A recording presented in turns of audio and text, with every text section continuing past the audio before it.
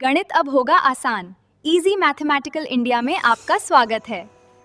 Hello friends, आज के इस वीडियो में हम लोग एनसीईआरटी गणित कक्षा 10 की प्रश्नावली 1.2 का क्वेश्चन नंबर 3 और 4 हल करने वाले हैं। तो सबसे पहले हम लोग क्वेश्चन नंबर 3 हल कर लेते हैं। तो इस क्वेश्चन में से कहा जा रहा है कि अभाज्य गुणनखंडन विधि द्वारा निम्नलिखित पूर्णांकों के एचसीएफ और एलसीएम ज्ञात करना है। तो यहाँ पे 3 संख्याएं दी गई हैं और हमें इनका एचसीएफ और एलसीएम ज्ञात करना है अभाज्य गुणनखंडन विधि द्वारा, ठीक ना। तो सबसे पहले हमें ये जानना जरूरी है कि ये अभाज्य गुणनखंडन विधि क्या होता है।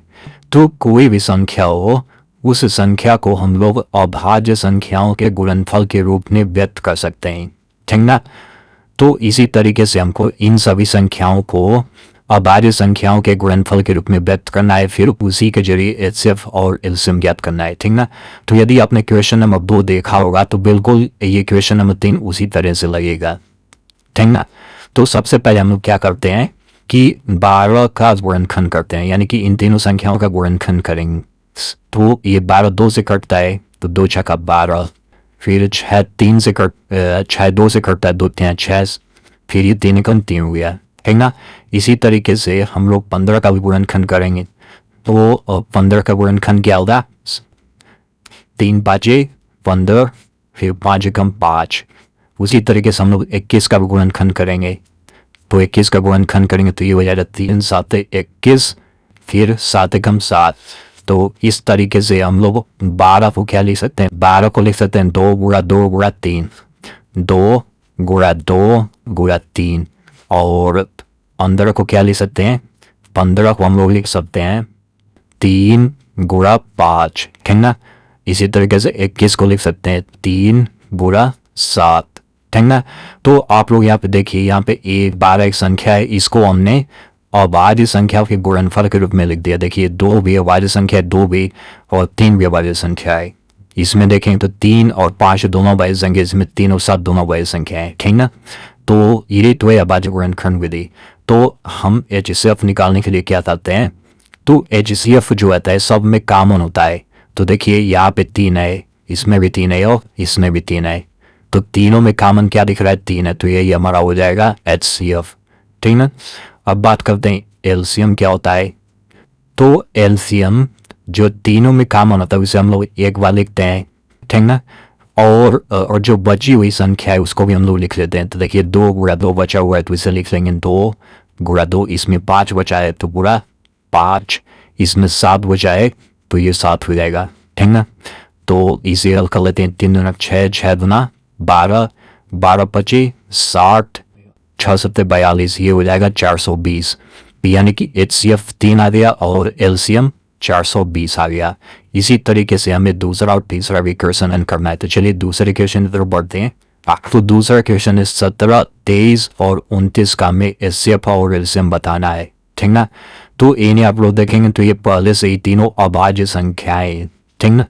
तो हम लोग 17 को क्या लिख सकते हैं, इसको लिख सकते हैं 1 गुणा 17, और 23 को लिख सकते हैं हम लोग 1 गुणा 23, 29 को हम लोग लिख सकते हैं 1 गुणा 29, ठीक ना। तो एचसीएफ की बात करें तो जो तीनों में कॉमन होता है वही होता है। तो आप लोग देख सकते हैं तीनों में कॉमन क्या है, 1 है, तो एचसीएफ 1 हो जाएगा। अब बात करते हैं एलसीएम की। तो एलसीएम जो तीनों में कॉमन होता है इसे हम लोग एक बार लिखते हैं और फिर बची हुई सभी संख्याओं को लिख लेते हैं। तो ये हो जाएगा 17 23 गुणा 29, ठीक ना। तो जब आप इन सभी का गुणा करते हैं तो ये आता है ये 11,339, ठीक ना। तो ये हो गया इसका आंसर, एचसीएफ 1 होगा और एलसीएम 11,339 होगा। तो चलिए बढ़ते हैं तीसरे क्वेश्चन की तरफ। तो तीसरा क्वेश्चन है 8 9 और 25, इनका हमें एचसीएफ और एलसीएम बताना है। तो सबसे पहले हम लोग गुणनखंड करते हैं। तो 8 का गुणनखंड करेंगे हम लोग, तो ये हो जाएगा 2 चौक 8, 2 दूनी 4, 2 एकम 2, ठीक ना। इसी तरीके से 9 का कर लेते हैं। तो ये 3 से कटेगा, 3 त्रिक 9, 3 एकम 3, और 25 का करेंगे तो आपको पता ही है 5 बचे 25, 5 एकम 5, यानी कि हम लोग 8 को लिख सकते हैं 2 गुणा 2 गुणा 2, और 9 को लिख सकते हैं 3 गुणा 3, ठीक ना।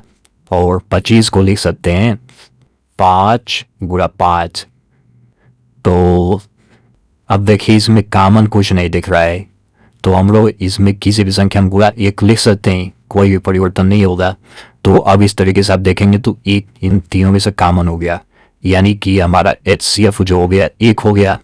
अब एलसीएम की बात करें तो एलसीएम जो होता है, जो कॉमन होता है उसे एक बार लिखते हैं, और जो कॉमन नहीं होता उन सभी संख्याओं पर गुणा कर लेते हैं। तो हम लोग लिखेंगे 2 गुणा 2 गुणा 2, फिर गुणा 3 गुणा 3, फिर गुणा 5 गुणा 5। तो ये हो जाएगा 2 दूना 4 दूना 8, 8 तरीका 24। यहाँ तक हम लोग गुणा करेंगे तो 24 हो जाएगा। 3 5 15 और 15 5 75 हो गया। जब आप इन दोनों का गुणा करेंगे तो ये आ जाएगा 1800, यानी कि HCF 1 होगा और LCM 1800 होगा। तो आई होप आपको समझ नहीं आ गया होगा। चलिए बढ़ते हैं अगले क्वेश्चन की तरफ। तो चौथा क्वेश्चन है HCF 697 बराबर 9 दिया है, यानी कि इन दोनों संख्याओं का HCF 9 दिया गया, यानी कि महत्तम समापूर्त है, और हमें इन्हीं दोनों संख्याओं का LCM ज्ञात करना है। तो आपको पहले से एक संबंध पता होगा कि यदि A और B दो संख्याएं दी गई हों और यदि इन दोनों संख्याओं का HCF और LCM भी दिया गया हो तो क्या संबंध होता है। तो वो संबंध होता है इन दोनों संख्याओं का HCF गुणे इन दोनों संख्याओं का LCM बराबर इन दोनों संख्याओं का गुणा, ठीक ना। तो यही फार्मूले में हम लोग इसको रख देते हैं। तो इन दोनों संख्याओं का HCF कितना है 9 है, ठीक ना, और LCM हमें ज्ञात करना है बराबर। अब इन दोनों संख्याओं को गुणा कर लेते हैं। 3 हो जाएगा 306 गुणा 657। हमें LCM ज्ञात करना है तो LCM भी इधर आ जाएगा, यहाँ गुणा है तो ये 9 नीचे इधर भाग हो जाएगा। तो ये हो जाएगा 306 गुणा 657 बटा 9, ठीक ना। तो ये 306 9 से पूरा पूरा कट जा रहा है, तो ये हो जाएगा 9 कम 9 और 9 3 27, 27 3 बचा तो ये 36 हो गया, 9 चौक 36। तो ये हो जाता 34 गुणे 657। तो जब हम लोग 34 का 657 में गुणा करते हैं तो ये आता है 22,338। तो ये हो गया इसका आंसर। तो आई होप आपको समझ में आ गया होगा।